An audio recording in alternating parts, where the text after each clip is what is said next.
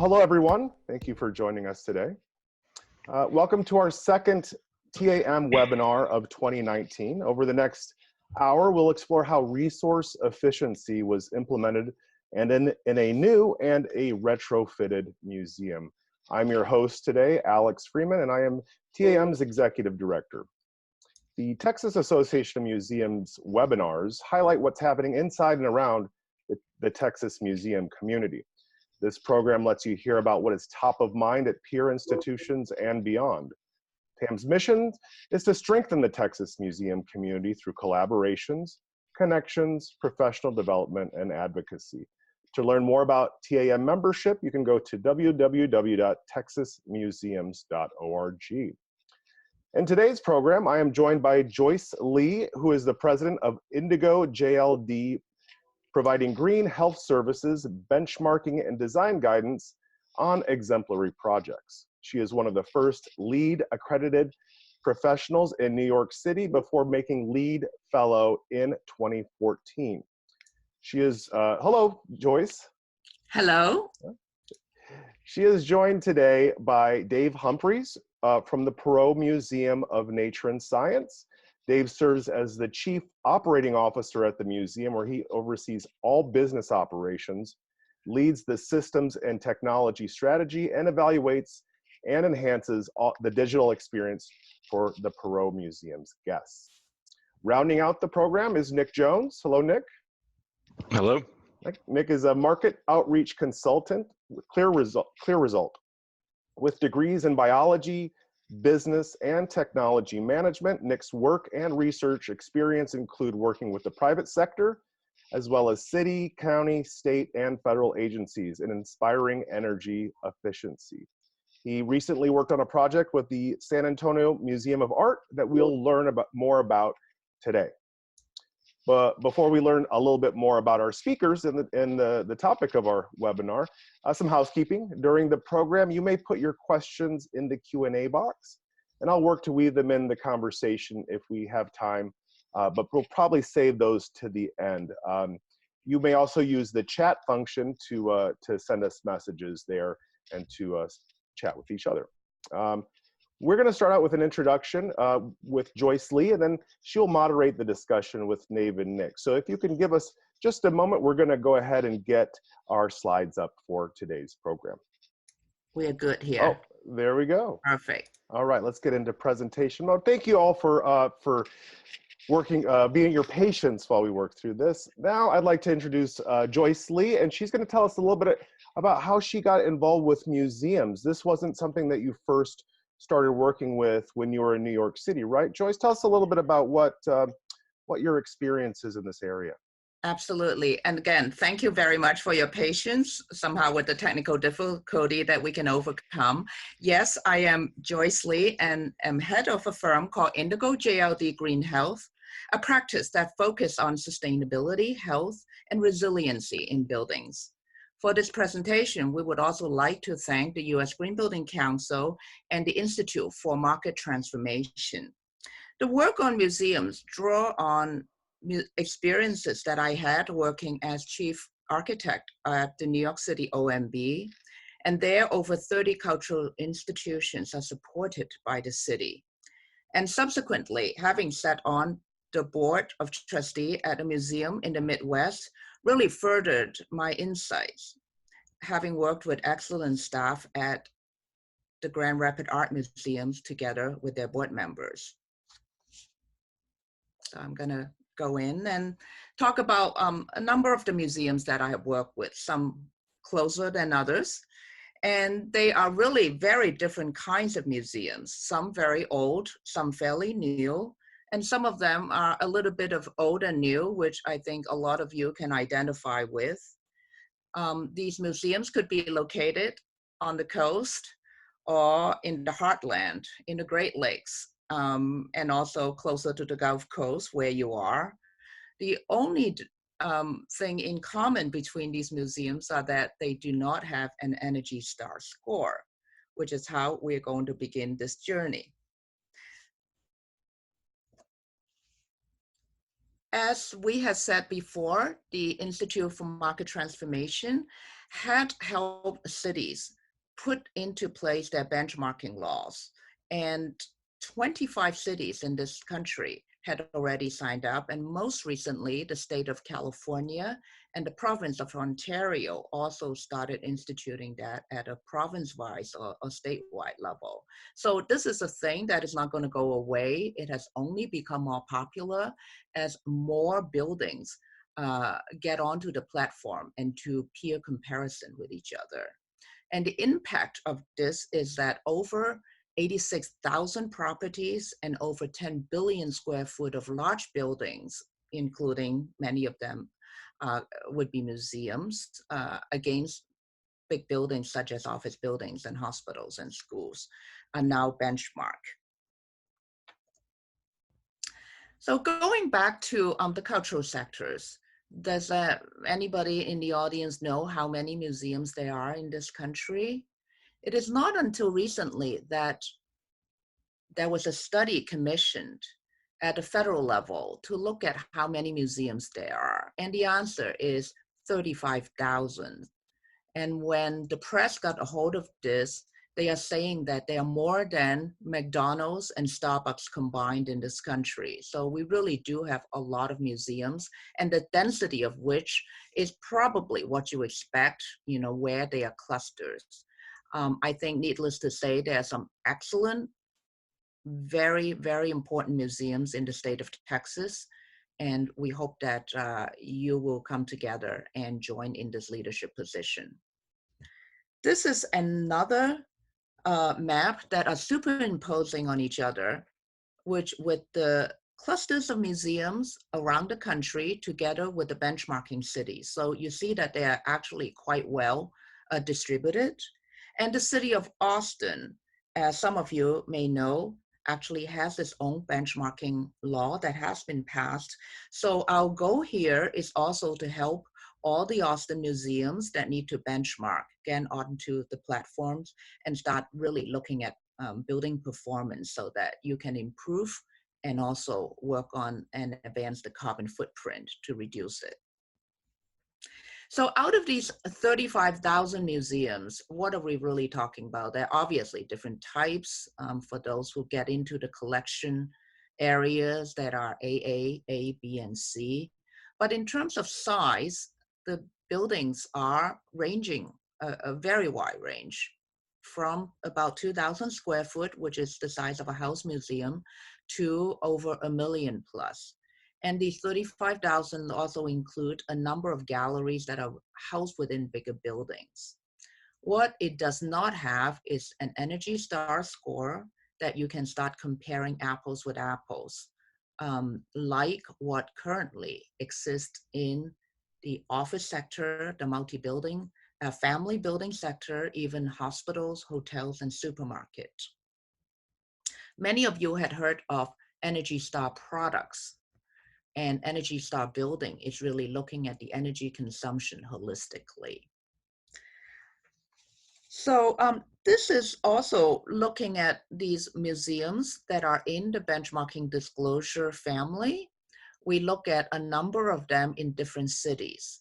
What we were able to do is to break it down into large categories that most museums belong to. They are art museum, history museums, and science museums. On the left, you can see that divided by square footage, over 400,000 square foot being a large museum and under 100,000 square foot being on the smaller side. And probably you are in the under 400,000 square foot categories. But many of you could be art, science, or history. And you can see on the right-hand side how it distributes out.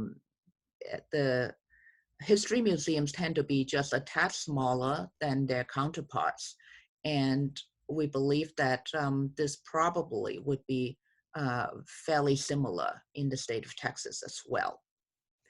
Here, with the data that we have around the country, we are able to share with you these benchmarking information and the descending orders for museums. Originally, we think that art museum could be very energy intensive and would almost always be the top.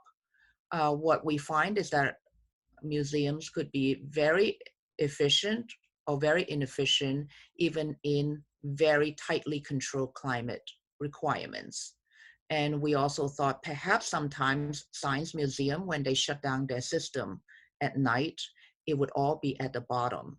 But we also find a very energy intensive museum, science museum at the top and also at the bottom. Do sizes matter? One thing you can see on the left-hand side is that the smaller than 100,000 square foot museums, they could be very energy intensive at almost 350 EUIs to less than 50 EUI. Here, we can take a moment to understand what is energy use intensity means here. In the unit of EUI, it is kBTU per square foot. So your museums could be using electricity or gas or steam or oil or a combination of all of them. They all break down to a common metric. And kBTU over square foot is the metric that we use. And you can think of it more or less like similar to a miles per gallon for cars, although they are not exactly the same. But it is a very useful metric that we can begin to talk effectively as a portfolio. And some museums say, well, we are very old buildings and therefore we cannot be efficient. The data also tell us otherwise. Taking a look at museum building age that are divided over a 20-year time frame in each category, going all the way back about 150 years, you can see that the average energy use intensity for old and new buildings actually do not vary all that much. And if you look at the right, in fact, the oldest buildings are fairly tight in the category in the EOI performance, as well as the newest buildings that are coming online. Now, you have seen some maps just now. Here is another one that we would like to share with you. And it is the climate zone map that is embraced by the Engineering Society ASHRAE, as well as Department of Energy and the EPA. It divides this country into 8 climate zones so that it's easier for buildings to do performance calculation so that they can be as effective serving your purpose as a cultural institutions. There are some in very cold climate, and we see that Texas is mostly in the climate 2 and 3 zones, with the Gulf Coast being more humid and hotter. It is also interesting to point out that climate zone 1, all the way at the tip of Florida, you can see that it encompasses Miami, Hawaii, and Puerto Rico, where there are some very important cultural institutions. In climate zone 1, there is also a resilience issue with a lot of hurricane effects, which we will talk a little bit about later on. So we also analyzed the data based on these climate zones. On the right, you can see the cities that are making their data public that we want to show you, choosing 3 climate zones to showcase the results. While Texas is not there, what we have done since the publication of these charts, the data that we receive from your area, they don't vary dramatically. When you see museums having EUI at close to 350 to less than 350, we are seeing a multiple of 6 to 7. And that just translates to a lot of opportunity for improvement. And we can hear from our other panelists talking about these improvements. I'm not going to steal their thunder. But this wide range is really pointing to opportunities in museums to do better in terms of lowering the carbon footprint. That's the end of our analysis. I'd like to pivot to a couple of collaboration opportunities. First, of course, is working with our professional colleagues. This is an ASHRAE table that shows existing building average performance in terms of EUI, which is kBTU per square foot per year, in the different climate zones. And you can see that the most intensive are in the restaurant and fast food category, which is not surprising because you have a stove and you have a lot of heat being generated at several points. One can say that fast food restaurant being as intensive as the numbers that we just saw, fast food restaurants tend to be fairly small in terms of square footage. So the carbon footprint compared to museums are actually a real fraction of a museum building, which is much, much larger in square footage, as well as longer service life. And we also saw that the hospital EUI is, again, about half of what we saw if you have a 300 EUI museum that is that intensive. It can be twice as intensive than a hospital. And we now could say that sometimes if you are an energy intensive museum, you are more so than a hospital and an office building combined. So in the ASHRAE standards, where are we seeing museums being reported now? It doesn't even have its own category. It is embedded in public assembly, nestled between entertainment and culture. And it could be a variety of buildings, including, let's say, a theater that could be dark for days. So we are definitely underreporting museums. And if you look at those numbers from the 20s to the 30s, it's not underreporting by just a little bit, it's by quite a bit. And this is another affirmation when you look at a city that has a benchmarking law. A case in point is Philadelphia, that not only have the law, but they also have gone to the next level of visualizing how energy intensive these buildings are. So the blue spine, if you can see this spine, where the high-rise skyscrapers are along the central business district. So the size of the circle is related to how big the EUI number is. You can see that, you know, these 30 to 50 to 60, 70 level buildings are at an EUI much lower than museums. I would just point to you up here, which is the Philadelphia Museum of Art. For most of you, you may know the Rocky Steps. That's where our major art museum is. It is a very big circle, combined to several other big circles that are also major museums in our cities. And you can see what we just saw as a sector category is reflected in real-time informations in many of our cities. Another collaboration opportunity is a movement called We Are Still In. It was established in June 2017 when the US became outside of the Paris Agreement. Immediately, there were 35 of the largest US entities, including state and cities, that signed on and say it's probably more cost effective and easier for us to go with the standards that has been established than not. So they immediately joined, and then now cultural institutions is a viable sector in We Are Still In. And performing energy benchmarking fulfills 3 or more of the We Are Still In commitments.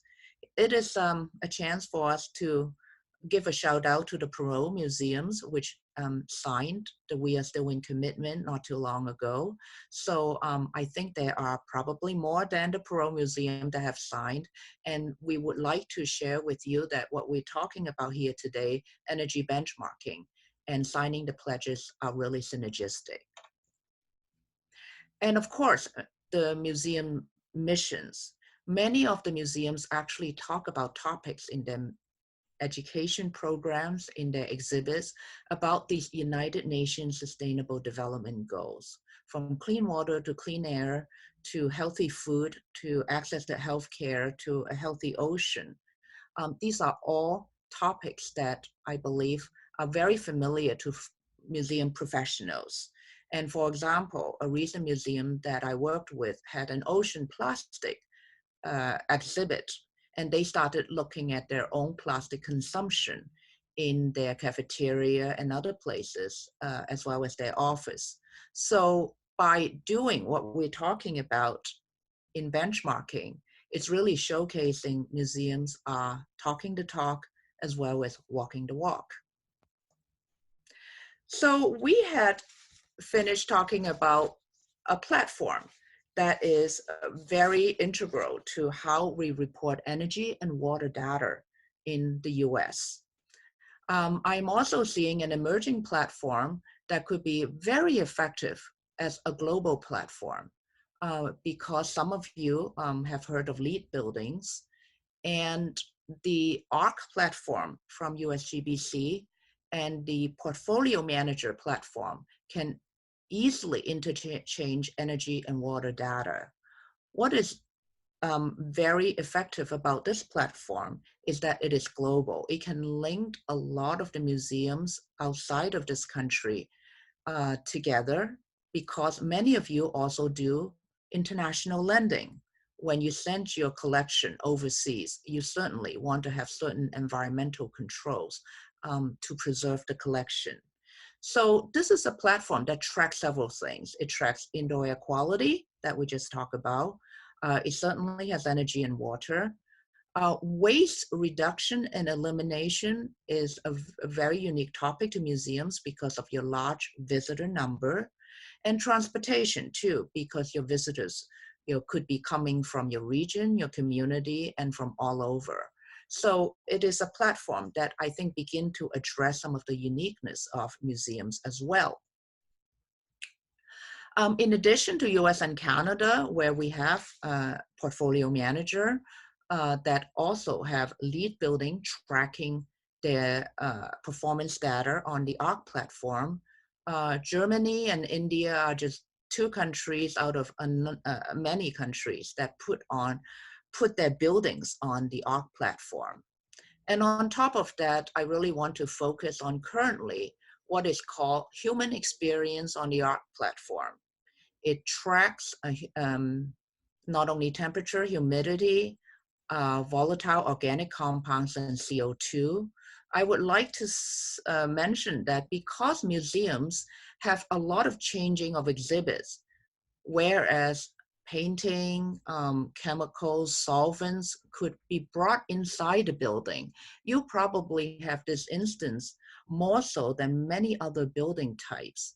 Therefore, the measuring of total volatile organic compounds and PM 2.5 probably could be more useful to you. That would help not only your building occupants, but for your collection. And this is really where that conversation could come in. And our note here that says, attention conservators. We really would like to collaborate with conservators to hear a little bit more about compounds that you need to protect your collection. And nitrogen dioxide in this particular site is just only one case in point. But of course, all the healthy building metrics that currently Ark Platform is tracking, we know that it's also a good environment for your employees and for the staff working there. Earlier, we talked about museums and resiliency, and I'm just going to pick one of my favorite example that many of you know, the Louvre Museum in Paris, where they had a huge flood in 1910, but guess what? 2016 and 2018 was also their biggest flood as of today, that really made them worry about their collection, and some of which, as you know, are underground. They recently spent $17 million on pumps to make sure that the water does not go into the Paris sewer, and that they can really divert this water that could be very dangerous for their collection. And as you are all museum professionals, fire and flood insurance are major business items in museums.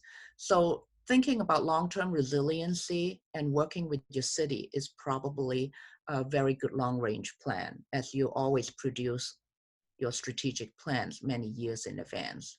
So as a museum, have you talked to your Office of Sustainability in your city lately? Have you talked to them about their resiliency plan and how you could be part of that bigger picture, which is what the Louvre has done here? Another museum I've worked with is also very forward-looking.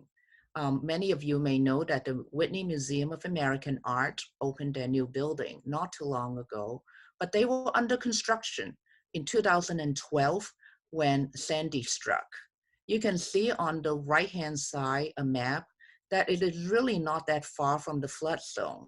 But that's also the reason why they have a spectacular river view of the Hudson, where all these people here are looking out to enjoy the view of the river from a very dense urban setting. But when Sandy struck, it really does not distinguish whether you're a little tiny 100-year-old building or a brand new world-class museum. Everything flooded. And it really helped the museum to begin to think about what the Louvre also had done, which is bringing in submarine-grade doors to stop the water, number one. And the designers also have created a mobile wall that could protect both the building and the collection that could be put up in a few hours to help the museums. So all of these came as a result of Hurricane Sandy and the big flood. I believe my time is almost up, and I just wanted to share with you a few links, which I believe Alex also has. The American Alliance of Museums has their annual Sustainability Excellence Award, and by virtue of attending this webinar, I believe that your museum probably have a great story to tell.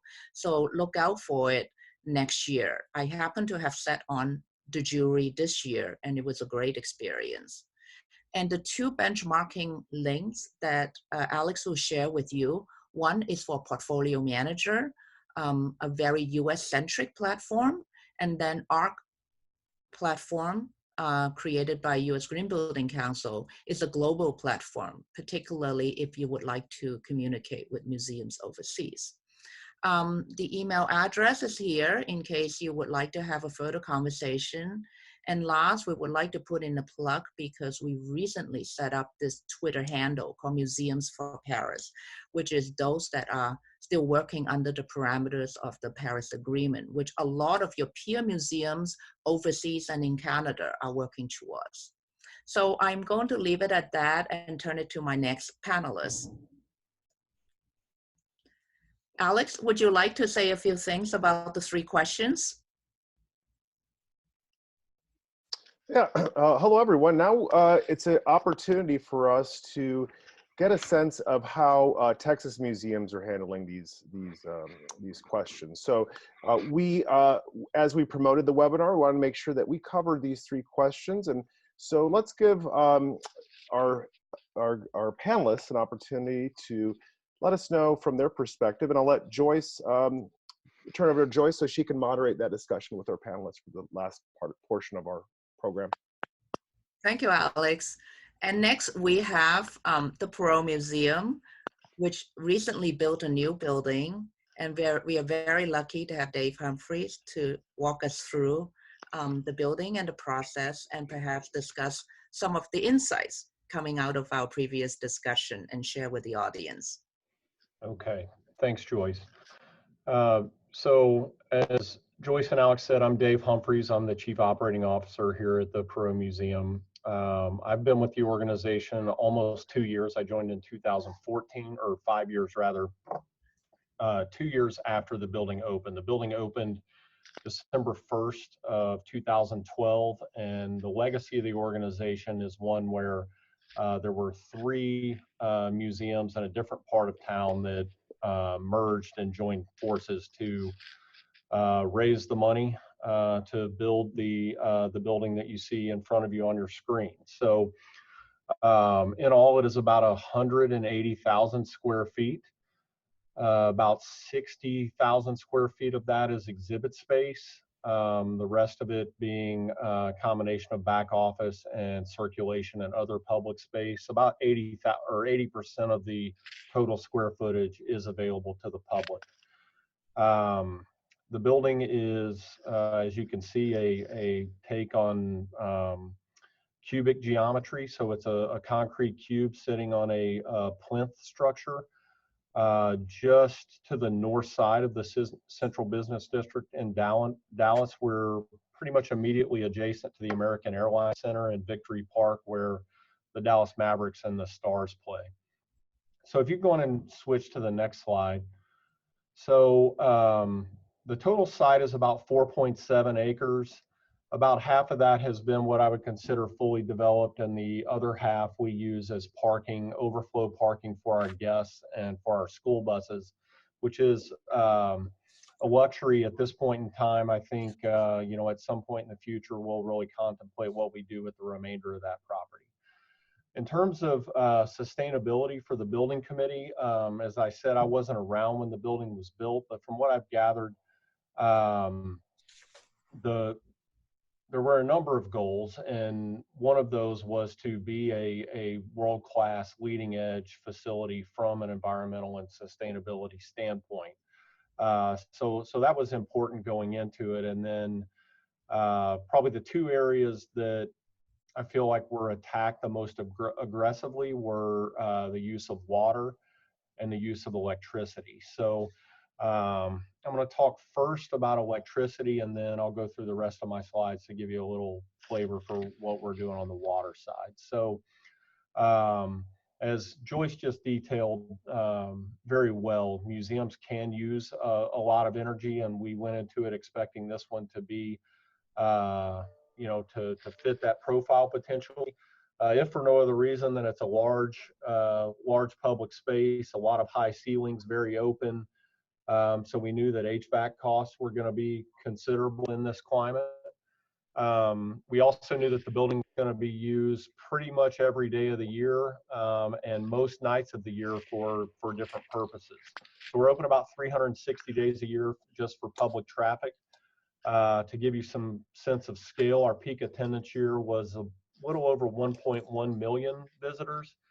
That's just on-site visitors. This year, we're going to be probably somewhere in the 885 to 890,000 range in our fiscal year that ends at the end of this month.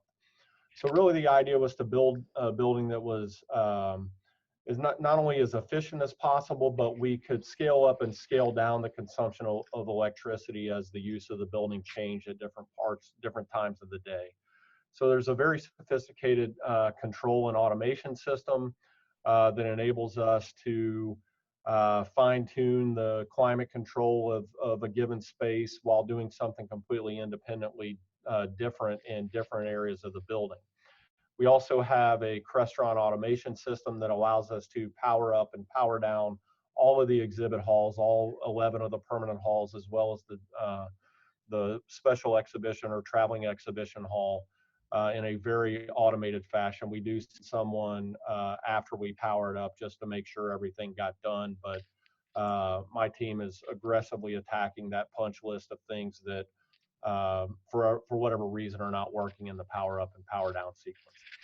We have occupancy sensors everywhere. All of the lighting in the exhibit halls was LED from the get-go. I think almost every fixture that wasn't LED at the time of the construction has been retrofitted since we put the building into operation. Let's talk a little bit about water.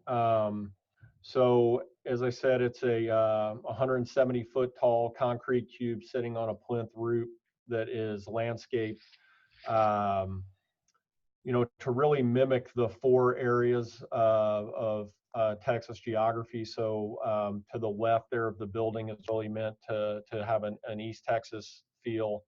Central Texas there toward the back and the top right, and then West Texas in the lower right. This entire roof has a number of different angle lines to it, and most of it, especially what you see in the lower right-hand corner, is covered with flagstones that are oriented in a way to catch rain And we have 2 cisterns on the property. One is at the top right of the picture that you see here, kind of at that point at the planned northeast section of the building. The other is in that out to the left side in the parking lot between that first and second row of parking.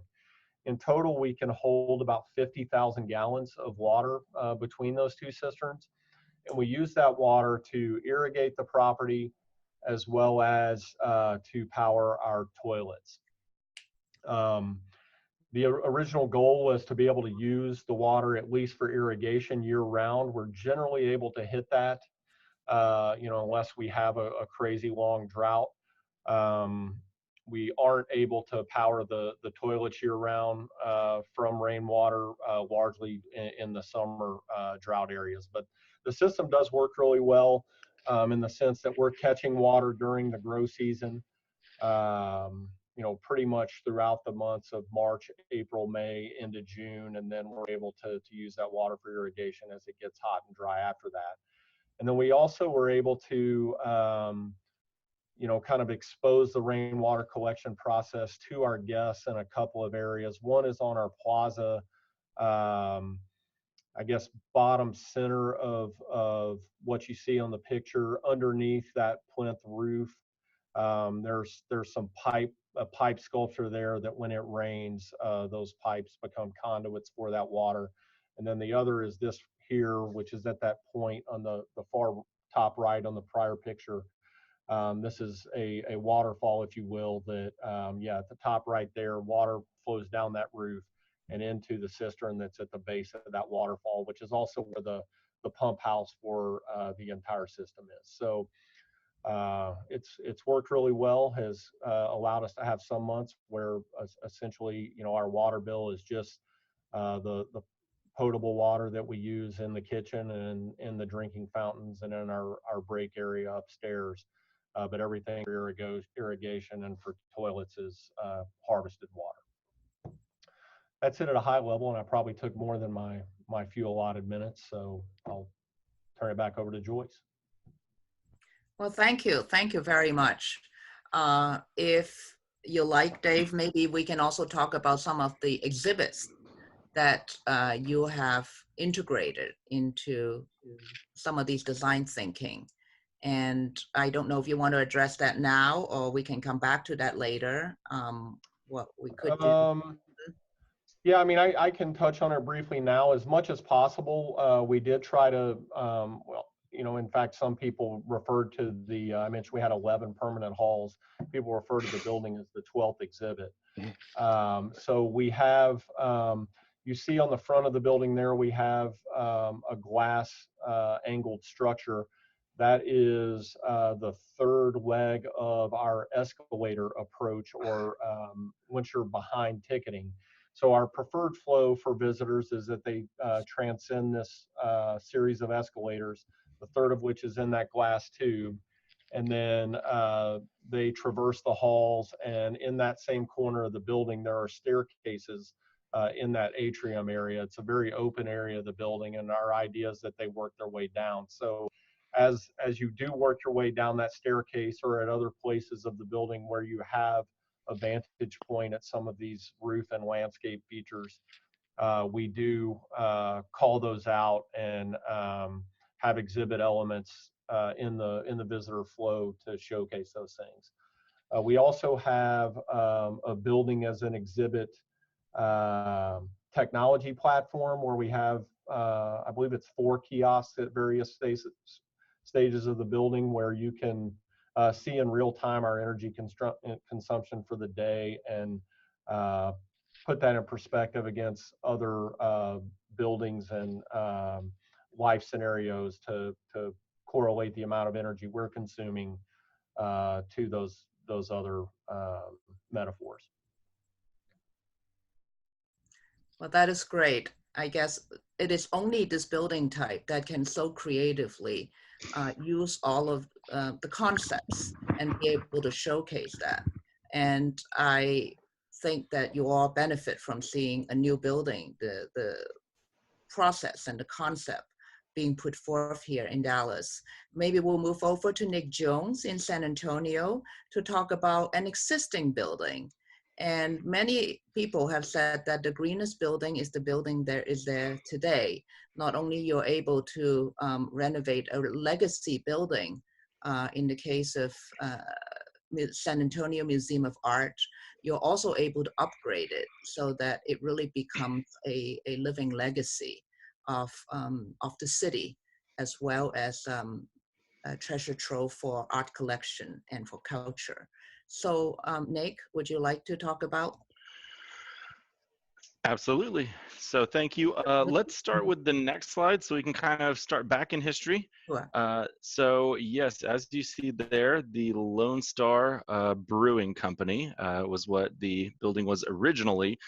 It had been initially wooden buildings, and then between 1895 and 1905, they were finally all completed.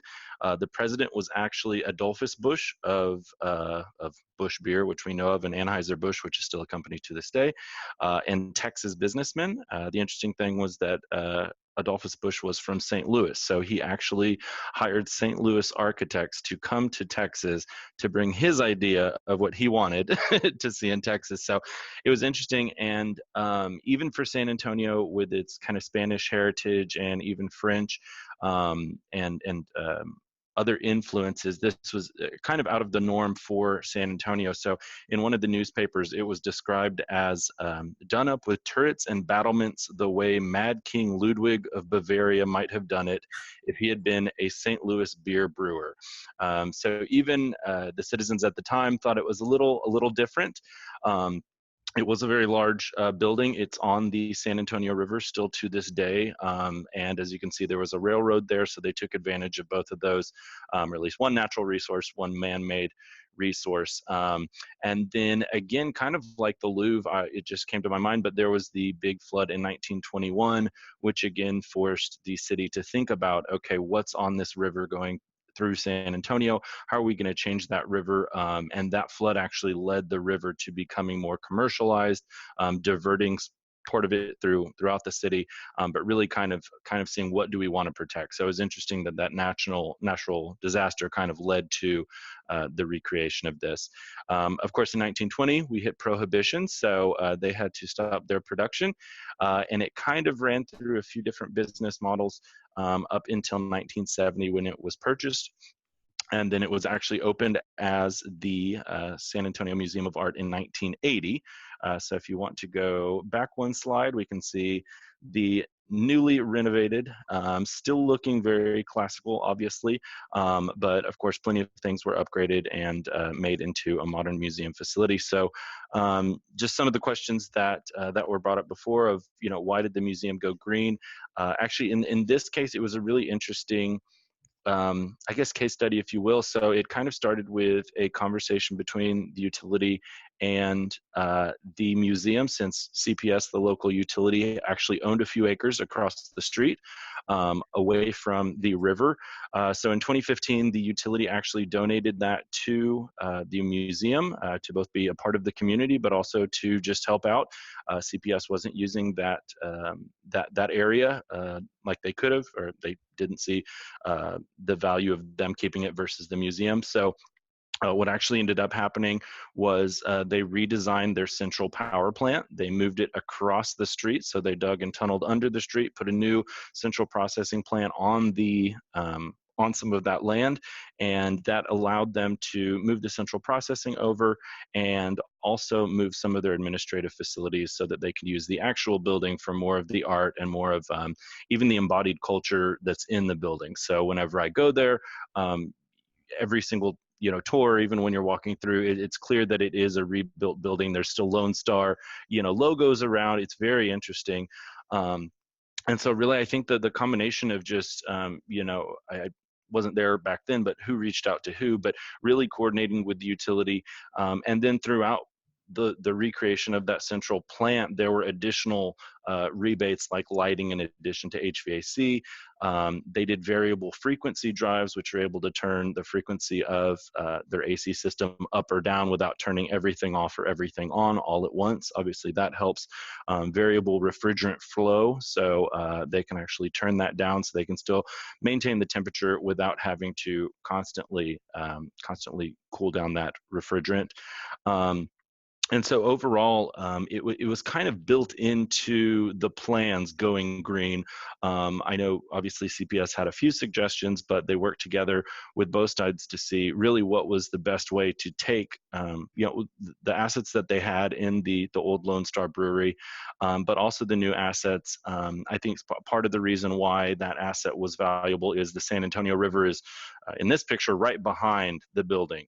And I believe this parking lot where it was taken was the extra land, or in this area across the street. So it also allowed the museum to almost not encroach the river as much. So the river actually going by the museum is called the Museum Reach. So again, in San Antonio, the river's kind of the center of the city, and the fact that part of the center of the city is named the Museum Reach really ties it in. If you're going, if you're walking down the river, you'll see signs for Museum Reach, kind of inviting you to go keep walking a little bit longer, and there's something there. So it really is kind of the heart of that side of the river. And I think it really is kind of a combination of multiple parts of San Antonio that really work together. And as far as kind of the sustainability, I work with utilities and of course other museums, but some things that they're aware of, but aren't as visually appealing would be some HVAC projects do have a long-term return. But another good thing to look into, and again, contact your local utility if you're here in San Antonio. Feel free to reach out to me, is things like lighting that, within, a few months of upgrading it, it really brings out, the true light or the true colors that you're hoping to show off, but also it reduces some of that heat and some of that radiant heat on some of the exhibits that you have. So there is a benefit to insurance as well. The San Antonio Museum of Art said that they were much more comfortable, especially with insurance rates and things like that, of not having the risk of an HVAC run out or not being able to control it. So controls and having that HVAC be 99.999% uptime. There's no risk of increasing humidity, things like that, which could damage some of the exhibits. So I think that's a good one if you're looking for something to show to the board or the funders, a lighting project. Even removing some of those old style lights that are very close to the project to a few feet above it, so it really takes doesn't take the beauty away from the object, we've seen has helped a lot. But other than that, I will pass it back. And if you have any other specific questions, again, this is a long and very storied building, and of course it's one of the ones that we're looking forward to seeing even more great stuff to come from them, and amazing exhibits throughout my lifetime and my children, and hopefully as long as we can. So thank you.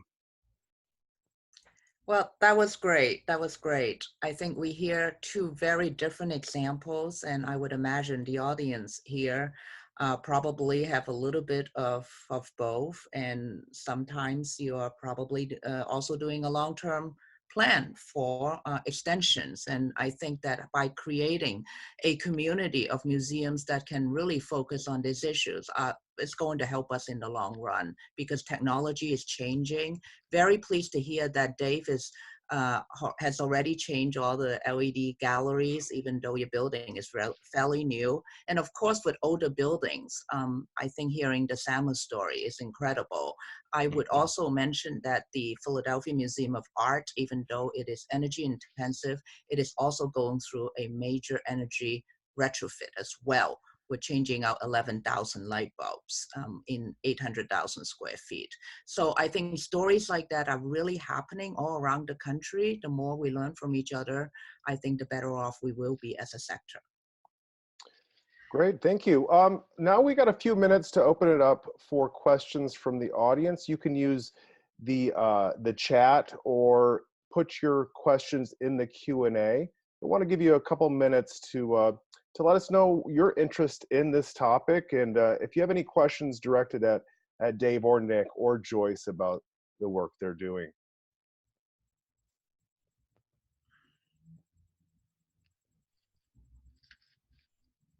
Well, I would ask my panelists, do you have questions for each other too?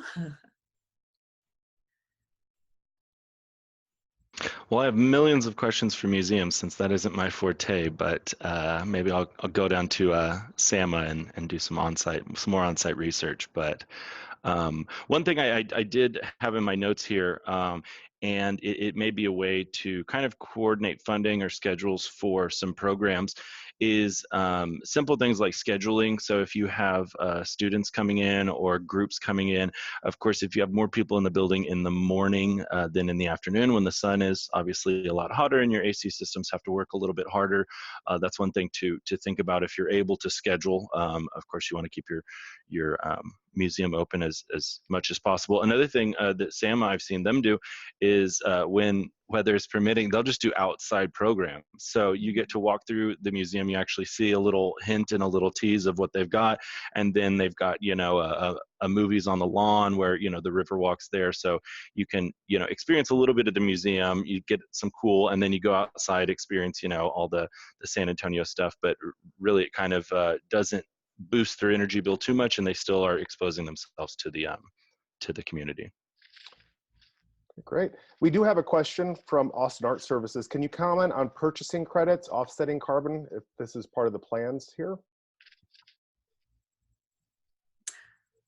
Well, I'll take a stab at it. It's a very hot topic, and I personally believe there are lots of opportunities. Obviously, it may be beyond the capacity of one particular museum, and that is why we've been working with portfolios. The more we sit together and talk about this, the more we can learn from cities and counties that are already doing this work. And if there are opportunities to leverage those opportunities and learn from those purchasing agreements that are in place already. I think regionally, there are great opportunities. You are in a very sunny state. There are probably plenty of solar opportunities. And, the Texas Museum Association, I think it's in a great place to do some convening and talk about this. I don't have an answer to that. It's complicated. Lawyers have to be involved. But I believe that this is the future for energy intensive buildings.